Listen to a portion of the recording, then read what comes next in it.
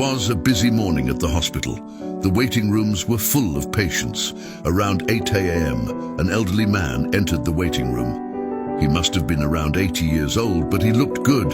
He didn't want to sit down. Instead, he looked at his watch with a visibly worried face. One of the nurses noticed that the man was hanging around tensely, approached him and called him into the examination room.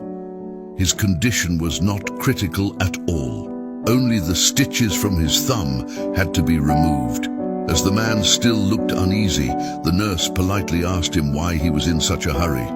"I have to get to the sanatorium by 9:10. My wife and I always have breakfast together," replied the man. "Is it a big deal if you're a little late getting there?" asked the nurse. The man replied, "My wife has Alzheimer's disease. She hasn't recognized me in 3 years."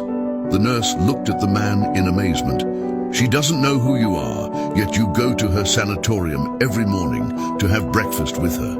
The man smiled and said, "She doesn't know who I am, but I know who she is."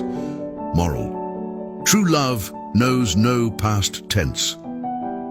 Every day we post interesting and instructive stories. Follow us to keep track of our account.